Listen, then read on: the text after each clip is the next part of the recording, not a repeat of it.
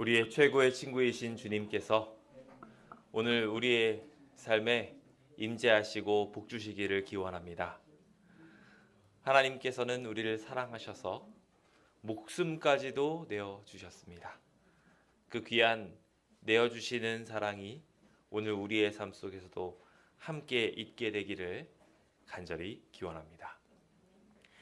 오늘 우리는 사랑의 눈먼 사람들이라는 제목을 가지고 하나님의 말씀을 나누어 보려고 합니다. 먼저 로마서 8장 37절에 있는 말씀을 함께 읽어보겠습니다. 함께 읽어볼까요? 시작. 그러나 이 모든 일에 우리를 사랑하시는 이로 말미암아 우리가 넉넉히 이기느니라. 아멘. 우리를 사랑하시는 하나님께서 오늘도 우리의 삶을 충만하게 이끄십니다. 하나님의 넘치는 사랑은 오늘 이 순간에도 우리를 지키시고 보호하시며 하나님의 놀라운 능력들이 우리의 삶의 충만함을 또한 맛보고 경험할 수 있습니다. 하나님을 안다는 것은 그래서 우리를 행복하게 만듭니다. 오늘 우리 장로님께서 작은 깨달음을 통하여 우리 안에 있는 문제들을 주님께서 개입하시면 순식간에 정리하실 수 있다고 말씀하여 주신 것처럼 하나님을 안다는 것, 그 사랑을 깨닫는다는 것 자체가 오늘 우리의 삶을 완전하게 바꿔줄 수 있다는 것을 다시 한번 확인하게 됩니다. 그러므로 두려워하지 마십시오. 우리 주님이 우리를 사랑하십니다. 사랑하시는 우리 주님이 또한 전능하심을 믿으십시오. 모든 문제를 주님이 능히 해결하실 것입니다. 그 귀한 능력을 오늘 우리 마음에 품고 우리의 모든 관심사가 주님에 대한 사랑으로 바뀌게 되기를 기원해 봅니다. 우리는 지난 한 주간 이제 고난주간이라는 키워드를 많이 접할 수 있게 되었을 것입니다. 크리스마스보다도 더 위상이 높은 명절이라고까지 하는 그 기간이 이 고난주간이라고 합니다. 부활절을 기점으로 해서 수많은 사람들이 이날을 기념하여 이제 사순절이라고 해가지고 오래전부터 시작해서 계속 이 시간을 준비해오고 기도하고 마음을 깊이 쓰고 있는다는 것에 대해서 아마 우리 모든 성도님들도 잘 아시고 또한 그것으로 인하여 또한 우리의 마음도 같이 은혜를 누리고 계시리라 생각을 합니다. 주님의 사랑을 묵상한다는 것 자체는 참 큰 은혜고 오늘 우리의 삶에 있어서 많은 복들을 부어줍니다.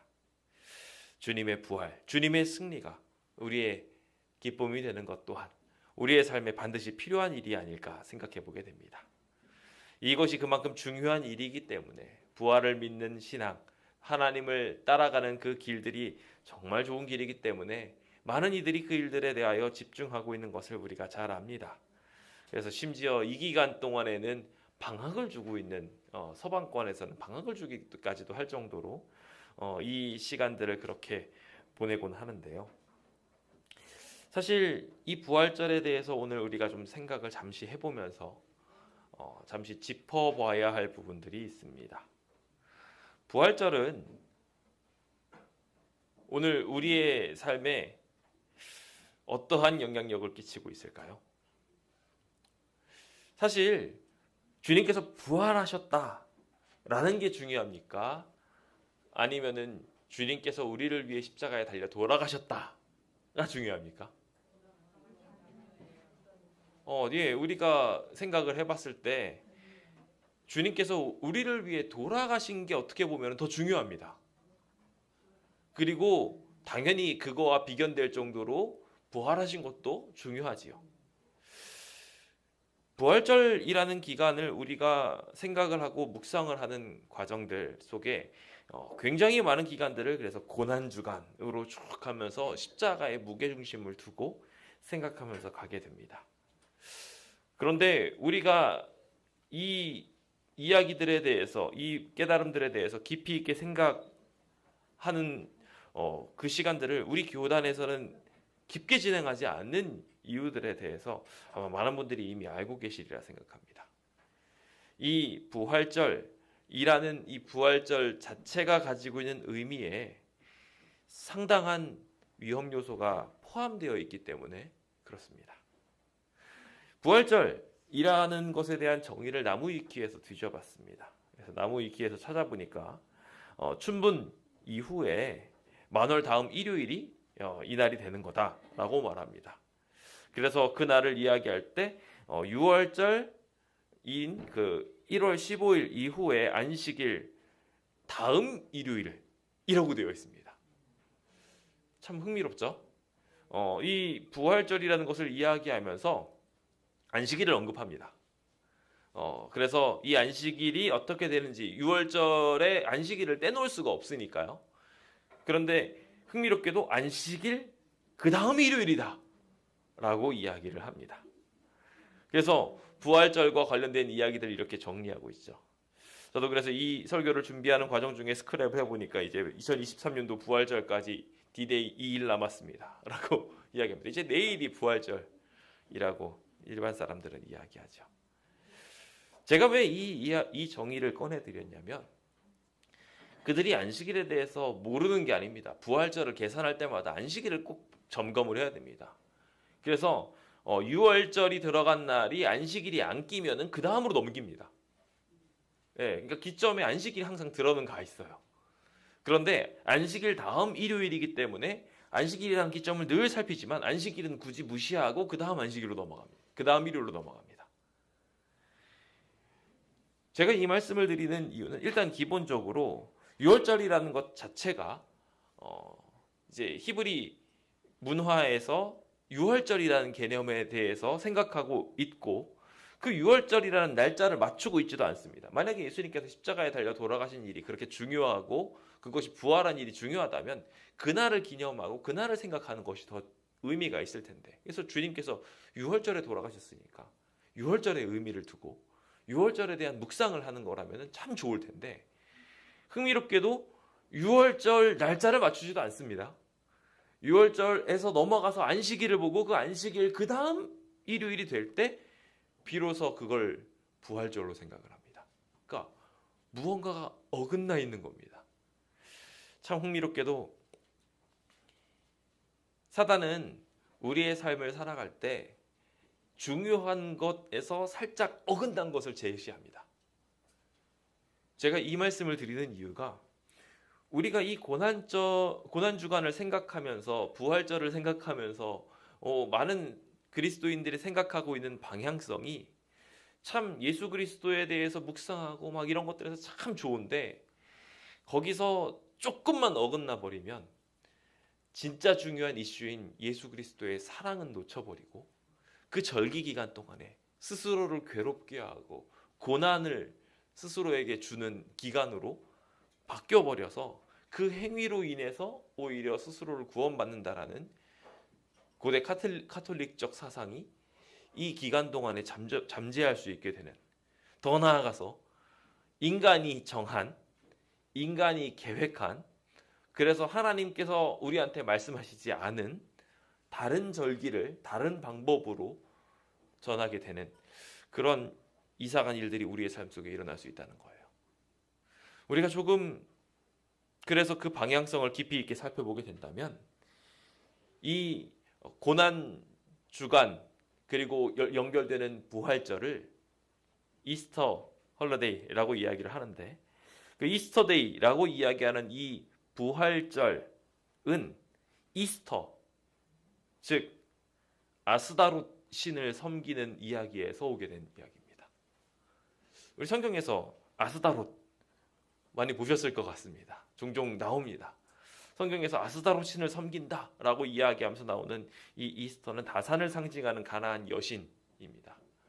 그 여신이 이야기하고 있는 것이 결과적으로 새로운 생명을 잉태하고 태어나게 한다는 의미를 가지고 있다 보니까 부활의 신이라는 것도 함께 포함을 하고 있는데 이 부활신을 함께 넣고 있는 것에 대해서 자연스럽게 이 예배를 드리는 데 넣게 된 것입니다. 그래서 부활절이라는 것이 자연의 태양이 떠오르고 겨울이 지나가서 이제 죽음으로부터 새로운 것들이 부활하는 것처럼 예수님께서 부활하셨다라는 식으로 천연계를 통해 가지고 마치 하나님의 승리와 구원을 이야기하는 것처럼 부활절을 장식을 한 겁니다.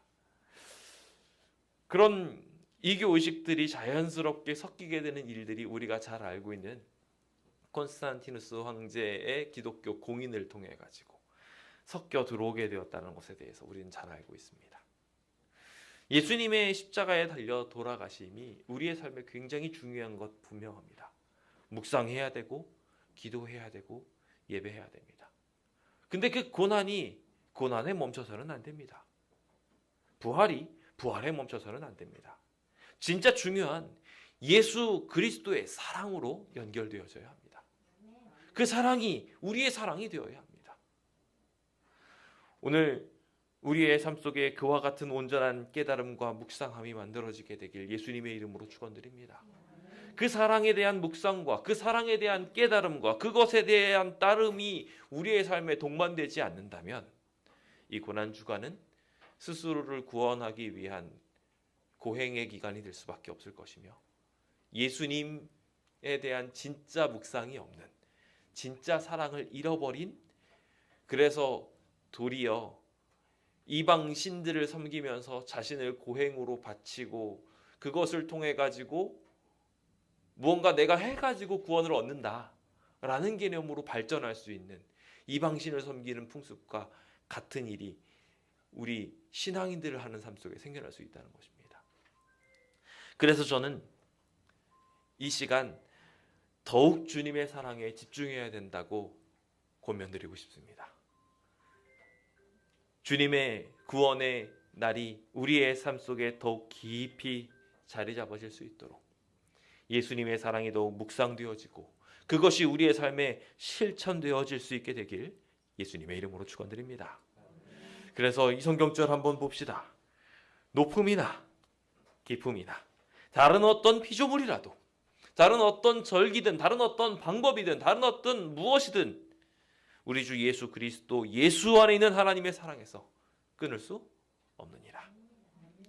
오늘 구주의 사랑, 그 성육신하신 십자가를 묵상할 때 예수님의 사랑이 놓쳐지지 않게 되길 예수님의 이름으로 축원드립니다. 자, 그럼 오늘 우리는 그 사랑에 대해서 다시 한번 묵상하며 자연스럽게 우리가 서로 주님을 사랑하게 되는 것, 사랑을 알게 되는 것이 중요하다는 것에 대해서 생각해 보게 되었다면 우리가 주님을 사랑하는 것도 중요하다는 것도, 우리가 주님의 사랑에 반응하는 것도 중요하다는 것도 같이 느껴야 할 것입니다. 진정 구주의 사랑을 기념하는 방법은 그냥 금식을 하는 것. 여기 사순제 기간 동안 막 금식하는 이야기들도 아마 다 알고 계시리라 생각을 합니다. 되게 재밌는 게요. 그 옛날 풍습들을 자세히 보시면은 그렇게 해서 막 금식을 하면서 고기와 육류를 금하고 막 이런 것들이 등장을 합니다. 쭉 그렇게 하면서 하다가 이제 마지막 주간이 됐을 때 이렇게 풀립니다. 그래서 하루는 폭식을 할 수 있도록 허용되면서 이제 축제를 즐기듯이 하고 그 다음 이스터데이를 맞이합니다. 이런 형상들이 예수님을 믿는 방법과는 좀 많이 다른 것 같아요. 심지어 우리가 잘 알고 있는 대로 이스터데이를 경축하기 위해서 부활절을 준비하는 마음에서 토요일에는요, 예수님께서 무덤에 계셨으니까 예배를, 모든 미사를 다 멈춥니다. 흥미롭죠? 가장 중요한 예수님께서 우리를 위해서 희생하신, 그래서 사랑의 결정체인, 그래서 진짜로 예배라는 것이 양의 목숨을 잃어버려서 그 목숨으로 우리의 구원이 이루어졌다는 것을 바라보게 되는 게 가장 중요한 그건데, 그 중요한 날에는 예배를 멈춰버립니다. 그래서 하나님께 드려져야 될 예배가 멈춰지게 되는 일들을 하게 돼요. 흥미롭게도 이러한 금식은 하나님이 바라시는 금식이라고 할 수 없습니다. 주님이 진짜 바라는 금식은 흉악의 결박을 풀어주며 멍에의 줄을 끌어주며 압제당하는 자를 자유롭게 하며 모든 멍에를 꺾어버리는 것. 이게 어디서 사용되었습니까? 이 이야기들이 반복되어지면서 주님께서 활용하신 이야기가 있는데 메시아로서의 사역을 말한 거예요. 예수님께서 이 땅에 오셨을 때 그 일들을 수행하셨다는 것을 이야기하며, 그게 우리가 진짜 예수님을 사랑한다면, 예수님의 사랑을 묵상한다면, 그래서 예수님의 사랑에 반응하는 거라면 그 일을 해야 된다는 것입니다. 고행을 하고 금식을 하고, 그래서 십자가를 바라보느라 아무것도 못하고 멍하고 있는 것이 주님이 바라시는 것이 아니라, 주님의 십자가를 묵상했다면 주님의 십자가와 같은 일을 우리가 하는 것, 그 일이 오늘 우리의 삶에 필요한 것입니다. 부디 이 안식일이 그 결심으로 나아가게 되는 아름다운 기적의 날 되길 예수님의 이름으로 축원드립니다. 저는 그 묵상의 이야기들을 살피기 위해 지난 시간에 이어서 엘리사의 이야기를 사랑의 관점에서 함께 생각해 보려고 합니다. 엘리사는 믿음을 말하는 선지자였습니다. 이기는 편을 자기 편으로 삼을 줄 아는 사람이었죠. 그렇게 해서 진짜 승리를 하는 사람이었습니다. 여기서 중요한 건 엘리사는 진짜 승리를 할 줄 아는 사람이었다는 것입니다. 사람들은 승리를, 상대를 완전히 박살내놔야 승리한다고 생각합니다. 아니요, 그건 승리한 게 아닙니다. 상처뿐인 승리일 뿐이죠. 진짜 승리는 사랑으로 이루어지게 됩니다. 엘리사는 그 승리를 할 줄 아는 사람이었고 하나님의 방법을 활용할 줄 아는 사람이었습니다. 눈먼 사랑에 빠진 선지자, 그는 바로 그 하나님을 닮은 선지자였습니다. 그가 어떻게 사랑을 실천했었는지 오늘 우리는 함께 오늘의 본문들을 살펴보면서 은혜를 누리게 될 텐데요. 함께 오늘의 이야기를 보면서 우리도 주님의 사랑을 실천할 수 있게 되는 데 있어서 사랑이 꼭 필요하며, 그 사랑에 우리의 눈머는 과정들이 필요하다는 것을 함께 묵상하게 되었으면 좋겠습니다. 사랑에 빠진 사람들은요, 눈을 머는 것 같습니다.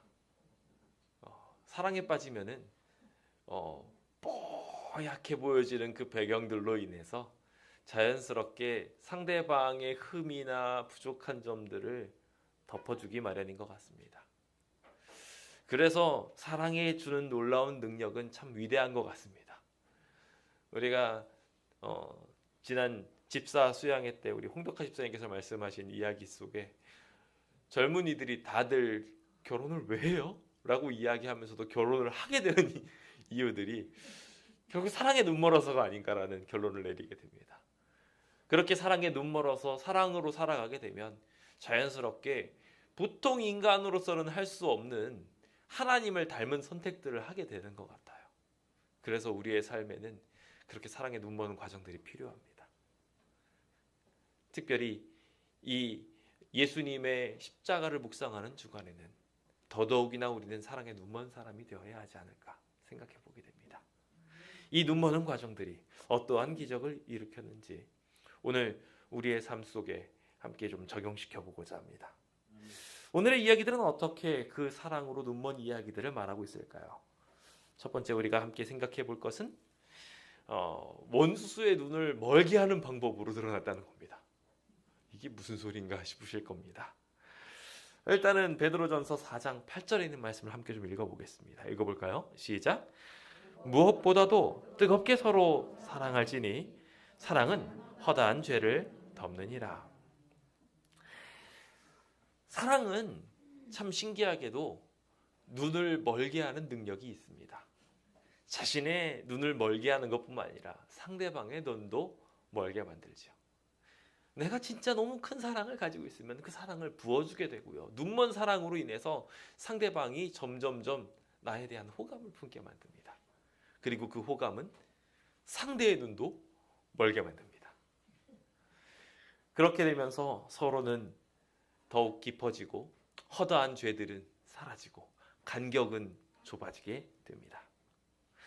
그래서 성경에서도 너무나도 사랑이 넘치셨던 예수님께서는 자기를 핍박하고 고난 주고 있었던 자신의 백성들을 다 진멸하려고 했던 사울을 만나시고 그를 눈멀게 하셨습니다. 그가 눈멀게 된 것은 사랑으로 위한 역사였고 그가 눈을 다시 뜨게 됨으로 하나님의 사람으로 180도 바뀌게 만들었습니다. 눈머는 과정은 이와 같이 사람을 변화시킵니다. 오늘 그 아름다운 기적이 우리의 주변에 있는 모든 원수들에게도 일어나게 되길 예수님의 이름으로 축원드립니다. 여기 엘리사를 죽이겠다고 등장한 인물들이 있습니다. 도단성을 완벽하게 둘러싸서 엘리사를 죽이겠다고 흉흉하게 그들의 무장을 하고 있습니다. 우리가 잘 아는 대로 이 일을 보고서 사환은 걱정과 근심으로 가득했습니다. 그래서 그 걱정과 근심으로 가득했던 사환의 눈을 띄워주는 것을 통해 하나님께서 보여주시는 놀라운 기적을 그가 보게 되었습니다. 정말 많은 불말과 불병거가 그들을 지키고 있었던 것이죠. 근데 놀랍게도 그 많은 불말과 불병거들이 이들을 진멸하는데 꿈쩍도 하지 않습니다. 도대체 이 군대들은 왜 파견된 건지 모를 정도로 수많은 불발과 불병거들은 그냥 가만히 있습니다. 대신 무슨 일이 일어나냐면 열왕기하 6장 18절에 보시면 아람 사람이 엘리사에게 내려오매, 뭐 하려고 내려오는 걸까요? 엘리사를 죽이려고 내려오는 거겠죠. 내려오매 엘리사가 기도하니까 저 무리의 눈이 어둡게 하소서라는 기도의 응답이 이루어져서 그들은 눈이 멀고 맙니다. 아무것도 보지 못하게 되죠. 죽이는 것보다 인도적인 방법이라고는 하지만 그들을 눈멀게 했다라는 것은 조금 의아하게 만드는 부분 중에 하나입니다. 왜 주님께서는 이런 선택을 하셨을까요? 홍대에 보면은요, 암흑카페라는 데가 있다고 하더라고요. 저도 한 번쯤은 가보고 싶습니다. 암흑카페에 가면요, 아무것도 안 보인대요. 들어가는데 뭐 아무것도 이끌어주는 사람이 없으면 거기 가가지고 뭐 서로 전혀 못 느낄 정도로 그렇게 그곳에 들어간답니다. 근데 거기에 가가지고 대화도 나누고 서로를 이렇게 서로의 소중함을 더 느끼고 거기서 뭐 보드 게임 같은 것도 하면서 오히려 더 예민해진 상태에서 무언가를 느낀다고 합니다. 도대체 뭘 느낄까요? 사랑을 느끼는 겁니다. 그냥 시각적으로 하면서 모든 것들에 이렇게 놓쳐버릴 만한 모든 것들에 이렇게 시선이 뺏겨 있던 것들에서 이제는 완전히 시선을 쫙 뺏기고 나니까 내가 진짜 집중해야 될 것이 무엇인지를 알게 되는 거예요. 오직 한 가지에 집중하게 되고 그것을 통해서 사랑의 눈을 더 깊이 뜨게 된다고 합니다. 주님께서 그들의 눈을 멀게 한 이유도 간단했습니다. 엘리사가 기도를 통해 그들의 눈을 멀게 한 것도 그들이 삶의 목적을 가지고 있었던 모든 것들이 허망됨을 깨닫게 해주기 위해서, 무엇이 더 중요한 것인지 알게 하기 위해서 눈을 멀게 했던 것입니다. 사람들은 상당히 많은 경우 자신이 눈을 멀고 있다는 것을 모르면서 살아갑니다. 엘리사의 사환이었던 그가 눈 멀고서 살아가고 있었다는 것을 모르고 있었습니다. 그래서 사랑으로 눈을 띄워주는 일이 필요했고 자신의 모습이 얼마나 모자랐었는지 하나님의 사랑이 얼마나 컸는지 깨닫는 일이 필요했던 것입니다. 라오디게아 교회에 대한 진단을 하면서 마찬가지로 그와 같은 진단을 하고 계신 성경의 이야기들을 보게 됩니다. 그들은 스스로 생각하길 나는 부자라고 생각했고 부족한 것이 없다고 생각했습니다. 공고한 것도 몰랐고요. 눈먼 것도 몰랐습니다. 그의 상태는 비참했지만 자신에 대해서 너무나도 몰랐던 것입니다. 주님께서는 그래서 그 눈먼 자의 상태를 알게 하기 위해서 그들을 깨우치십니다. 이기심으로 가리워진 그 눈을 제대로 뜰 수 있도록 눈을 온전히 감게 만든 것입니다. 제가 이제 수영을 하면서 물속에서 눈을 뜨는 연습을 종종 해봤습니다.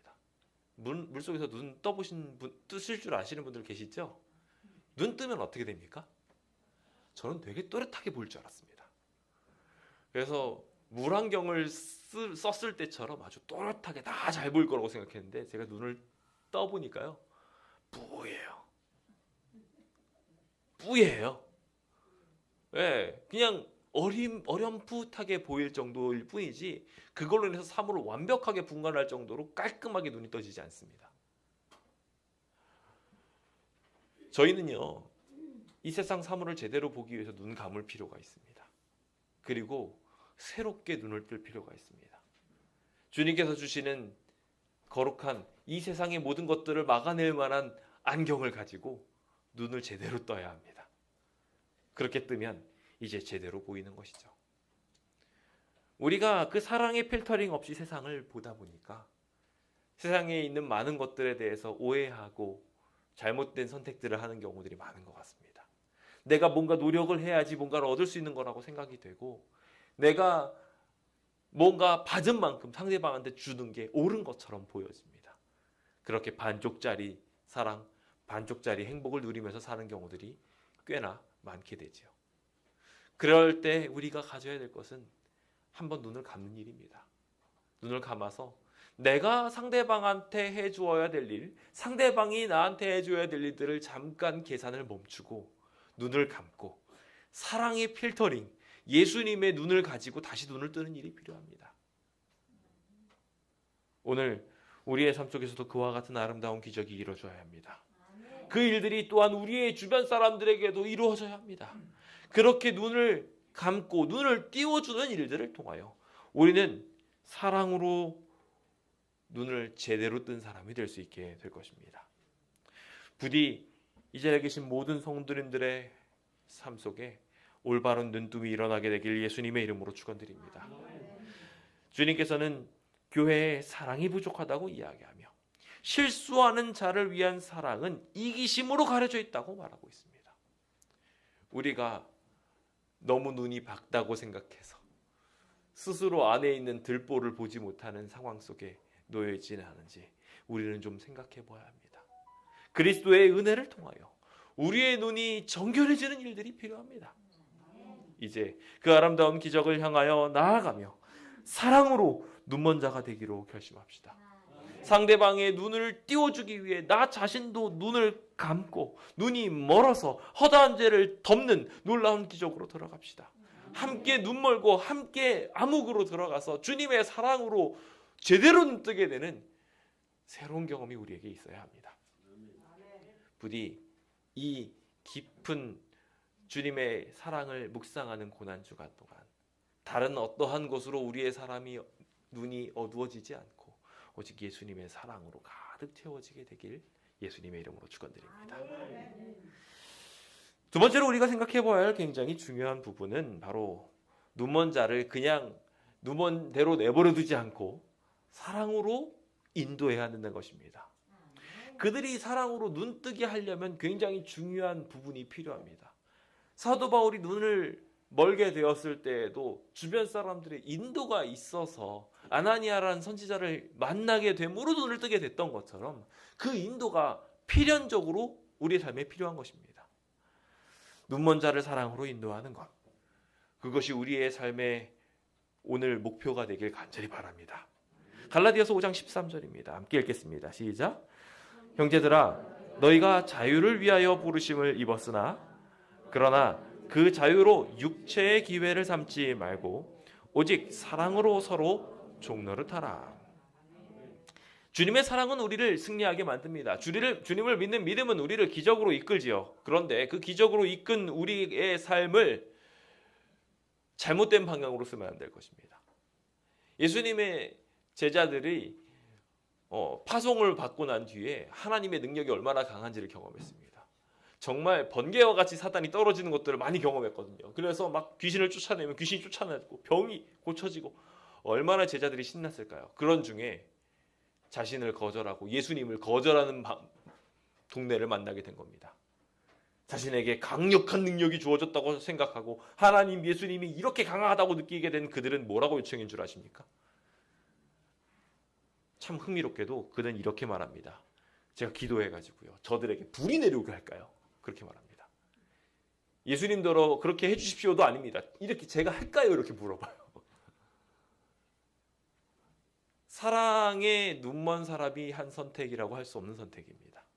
종종 우리는 능력을 기회로 착각해서 그 기회를 이용해서 사랑의 방향과는 다른 방향으로 가는 경우들이 있습니다. 아니요.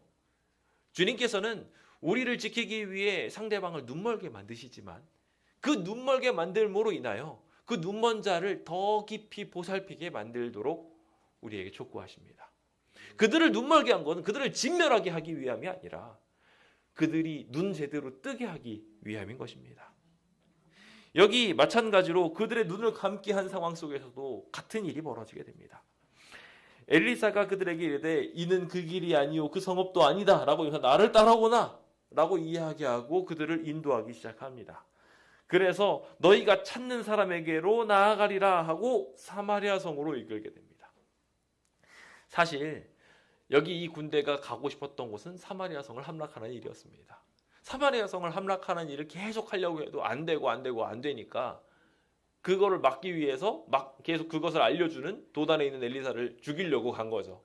그들의 목적은 사실 사마리아에 있었습니다. 그런데 그들이 이 분노의 방향을 잘못 잡아서 이제 엘리사를 죽이려고 오고 있는 겁니다.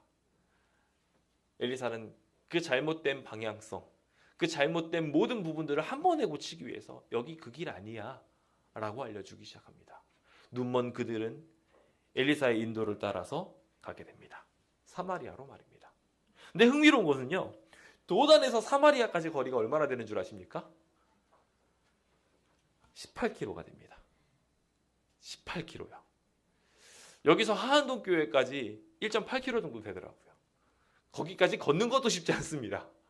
근데 거기에 10배 거리를 이렇게 눈을 감은 상태로 인도를 받은 것입니다. 저는 이게 절대로 쉽지 않았을 거라고 생각합니다. 아시다시피 도단을 가득 두를 만큼, 도단성을 함락시킬 만큼 많은 군대들이 이곳에 진치고 있었습니다. 그들을 데리고 사마리아까지 가는 길은 지금처럼 뭐 길이 잘 닦인 것도 아니지 않습니까? 산 넘고 물 건너서 그 길을 걸어간다는 것은 정말 쉽지 않은 일이었을 것입니다. 그 길을 걸었던 것입니다. 여기에는 굉장한 인내와 사랑이 필요합니다. 그들이 가면서 하는 모든 실수들과 실패들을 자신과 자신의 사환들이 함께 책임지면서 이끌어가는 것입니다. 그 많은 이들을 가는 동안에 하루 만에 갈 수 없었을 테니 그들을 먹이고 입히고 하는 일도 했을 것입니다. 성경에는 어떻게 거기까지 갔는지에 대한 기록이 전혀 등장하지 않습니다. 거기에까지 가는데 무슨 일이 있었는지에 대해서도 전혀 기록하고 있지 않습니다. 하지만 결과에 대하여 기록하고 있습니다. 그들은 사마리아 성에 도착하게 되었고 그곳에 도착하게 되자 그들의 눈이 뜨여지게 되었습니다. 오늘 우리의 삶 속에서도 이와 같은 놀라운 일들이 이뤄질 거라고 저는 믿습니다. 그 일이 일어난다는 것은 오늘 우리의 삶 속에 그만한 희생과 사랑이 함께 있을 수 있다는 보증이기도 합니다.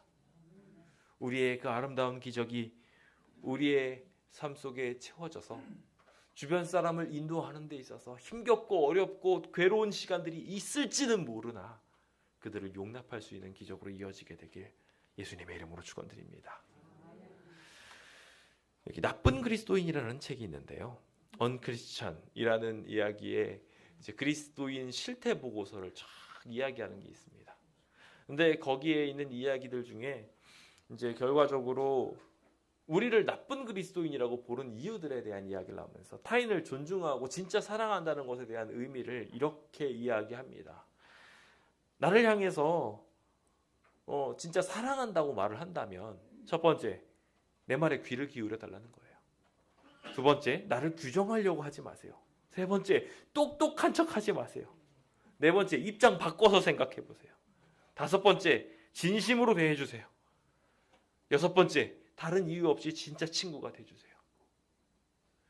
우리를 향하여 나쁜 그리스도인이라고 칭하는 이유들이 우리가 그들 앞에서 그들의 음성을 듣지 않고 우리만 이야기하고 있었고요. 그리고 그들을 죄인이라고 규정하고 똑똑한 척해서 내가 아는 거 너가 알아야 돼 라는 식으로 접근하는 방식으로 나가다 보니까 안타깝게도 그들의 마음이 열리지 못했다는 것입니다. 우리는 진정한 그리스도인 되기 위해서 엘리사와 같이 눈먼 사람의 어려운 상황을 보살펴주며 이끌어가는 그 깊은 단계를 경험할 필요가 있습니다. 예수님은 어떠셨을까요? 오늘 우리의 삶을 나가면서 정말 엉망진창으로 우리가 살아나가는 모습을 보면서도 주님께서 어떤 마음으로 우리를 돌아보고 계실까요? 우리가 정말 힘든 사람 한 사람 옆에 딱 있으면, 고집불통인 사람 하나 옆에 딱 있으면 정말 괴롭고 힘들거든요. 예수님은요, 그거를 정말 온 인류를 대상으로 해서 사랑으로 보살펴주고 계시고 있습니다. 그 깊은 사랑을 생각하며 우리의 말에 귀 기울여 주시는 주님, 우리를 함부로 죄인으로 속단하지 않고 우리를 오히려 용서해 주시는 주님, 주님은 오히려 우리 앞에 오셔서 겸손하게 우리의 사랑을 깨우쳐 주기 위해 가르쳐 드려 하지 않으시고 너는 어떻게 생각하니? 라고 이야기하면서 질문하시는 주님, 그 아름다운 모습들이 우리의 모습이 되어서 예수님과 같은 거룩한 그리스도인 되었으면 좋겠습니다. 사랑에 눈뜬 제자들은 성령 강림 이후 완전히 다른 사람이 되었습니다. 그 이후로 그들은 섬기는 사람이 되었고, 그 섬기는 일들을 통해 가지고 말과 기도를 듣는 모든 사람들의 마음이 완전히 녹도록 만들었습니다.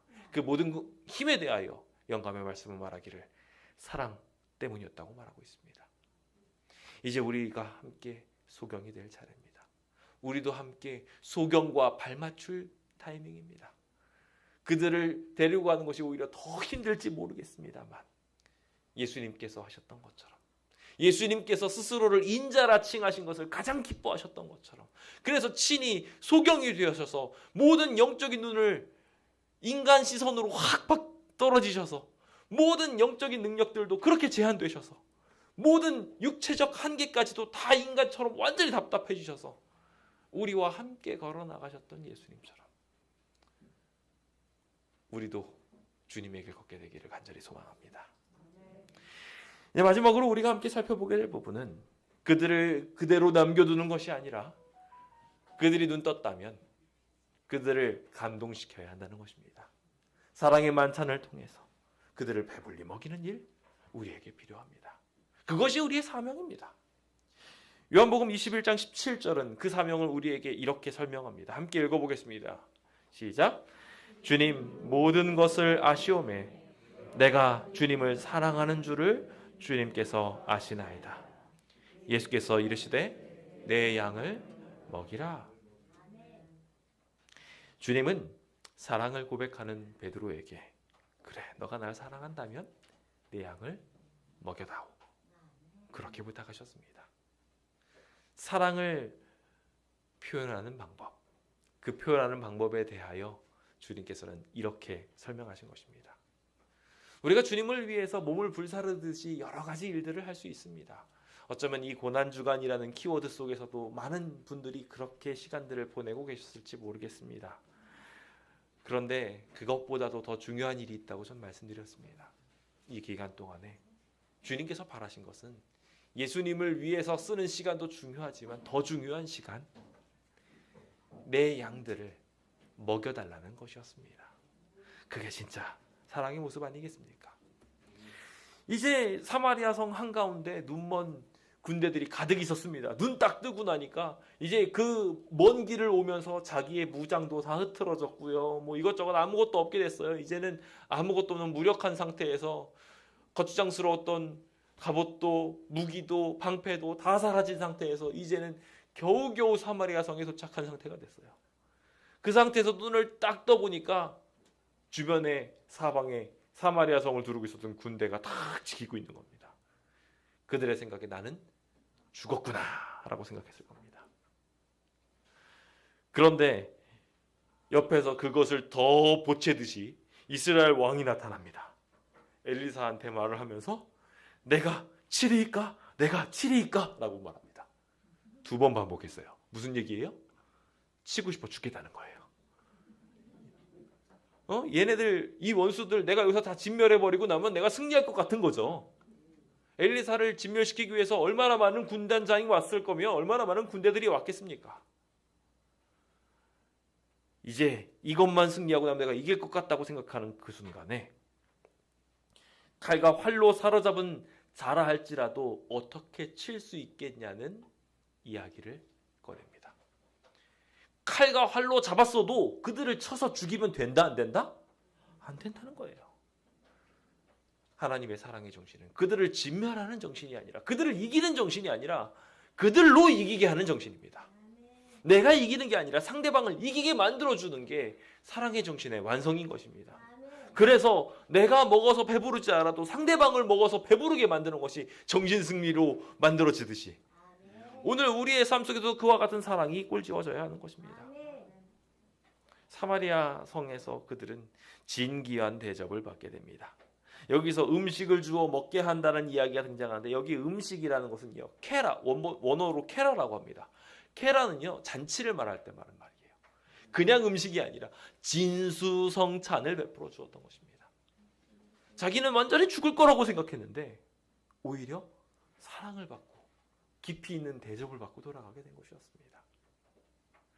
오늘 우리의 삶 속에서도 이와 같은 놀라운 기적이 필요합니다. 이들이 돌아가서 도대체 자신의 성읍에서 뭐라고 말했을까요? 그들은 전도자가 되었을 것입니다. 사랑에 대한 메시지를 전하는 사람이 되었을 것입니다. 그래서 이 아람 군사들은 이스라엘 땅에 다시 돌아오지 않았다고 기록하고 있습니다. 그들이 입은 은혜로 더 이상 척지지 않았던 것입니다. 그리고 이 일은요, 그 다음 사건으로 이어지게 되는데, 그 다음 얼마 지나서 또 아람이 쳐들어옵니다. 여기 있는 군대 사람들 여기 왔을까요? 안 왔습니다. 여기 왔던 사람들은 어떻게 된 줄 아십니까? 다시 쳐들어왔던 그들은요, 이 성읍을 완전히 둘러싸고 승리하는 것처럼 보였지만 순식간에 주님의 천사가 와서 그들을 진멸시키는 일을 경험하게 됩니다. 생명을 살리게 된 것이었어요. 지금 이 순간에 한 이 깊은 사랑이 변화를 주었던 것입니다. 그 아름다운 기적이 오늘 우리의 삶의 필요함을 함께 경험하게 되길 예수님의 이름으로 축원드립니다. 여기 한 사람이 죽어 있습니다. 이 죽은 사람을 기리는 장례식장에서 한 목사님이 편지를 읽기 시작합니다. 오늘은 나의 장례식입니다. 나는 이 마지막 시간에 내 사랑한 친구들에게 나의 주님을 증거하는 기회로 사용하길 원합니다. 이 죽은 사람은 마지막까지도 자기가 끝까지 사랑을 베풀었던 이를 향해서 자기의 마지막 순간을 활용하길 바랬던 것입니다. 나의 친구 맥이여, 나의 시신을 대하고 있을 거요. 나는 골프를 쳤는데 난 골프를 좋아하지 않았어. 내가 골프를 친 유일한 이유는 하나님의 사랑을 증거할 기회를 당신에게 전하기 위함이었어. 조지여, 내가 그대와 나누었던 많은 식탁의 교제들은 영혼을 사랑하고 당신을 주님께로 이끌기 위함이었어. 그는 이 장례식을 통하여 영혼을 구원하였습니다. 오늘 우리도 마찬가지로 눈먼 사랑으로 상대방을 먹이고 입힐 필요가 있습니다. 끝까지 거절하고 미워하던 사람들에게도 사랑으로 대할 필요가 있습니다. 그 아름다운 기적이 일어나게 될 때 사랑을 나타내게 됨으로 인하여 그들은 그 사랑을 먹고 마심으로 변화하게 될 것입니다. 예수님의 사랑을 결국 맞이함으로 자신이 배반했음에도 불구하고 위대한 사역을 맡기신 예수님에게 목숨을 건 사랑으로 베드로가 변화했던 것처럼 오늘 우리도 예수님의 사랑으로 배불리 먹고 상대방에게도 배불리 나눠줄 수 있는 아름다운 기적이 일어나게 되었으면 좋겠습니다. 오늘 우리의 삶에 주님의 사랑이 채워지게 된다면 우리의 삶에 있는 아름다운 기적들은 변화로 기적으로 채워질 거라고 저는 분명히 믿습니다. 2021년 러시아 무르만스크라는 항구에는요, 맨날 눈이 얼어가지고 굉장히 어려운 시간들이 생겨나게 됐다고 합니다. 거기에 재림교회 하나가 있었는데 점점 약해지고 있었죠. 거기 재림교회에 있었던 사람들은 목회자 부부가 2명, 서구 길착공 6명이 있었습니다. 다 얼어붙어서 아무것도 할 수 없는 그 상황에 너무 낙심되는 상황 속에 그들이 하나 하기로 한 일이 생겼습니다. 매일 새벽에 모여서 이 얼음을 깨고 들어가서 거기서 같이 영혼을 한 명만 주십시오. 한 명만 구원하게 해주십시오. 같이 기도하자는 거였어요. 그 추운 곳에서 얼음을 깨고 기도하기 시작한 거예요. 그렇게 사랑하게 해달라고, 온 마음으로 사랑하게 해달라고, 그들을 교회로 초청할 수 있게 해달라고 기도한 그 기적이 그들을 변화시켰고요. 1년 이상 기도하게 되었을 때 남자 7명이 기도했을 때 1년 만에 80명에게 복음을 전하고 그 복음의 영향력이 주변의 사회에 엄청나게 퍼지게 되는 기적으로 이어지게 되었다고 합니다. 이게 실제로 재림교회 기사에 실린 이야기로 미니스트리 기사에 나온 이야기입니다. 오늘 우리의 삶 속에서도 그와 같은 놀라운 기적이 일어날 수 있음을 저는 믿습니다. 우리가 함께 그렇게 뜨겁게 기도하게 된다면, 사랑으로 뭉치게 된다면 그것을 본 많은 사람들이 어떤 기적을 경험하게 될 것입니까? 성경에서 많은 사랑을 보여줬던 선조들이 놀라운 기적을 이끌었듯이 오늘 우리의 삶 속에서도 세상을 이기는 승리가 사랑임을 분명하게 우리는 확인할 수 있게 될 것입니다. 사랑으로 구절을 정하는 성령의 사람 되기로 함께 결심합시다. 그 아름다운 기적이 오늘 우리 안에 있게 될 때 우리는 놀라운 기적을 우리 스스로도 맛보게 될 것입니다. 그 아름다운 승리가 이 자리에 계신 모든 성도님들의 삶이 되길 간절히 바라면서 오늘 모든 말씀을 마치겠습니다. 감사합니다.